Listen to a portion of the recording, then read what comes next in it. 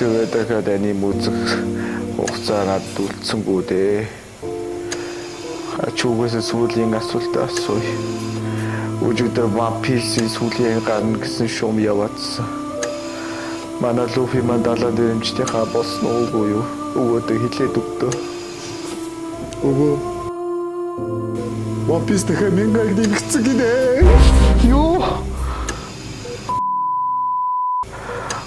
Кому на One Piece урт.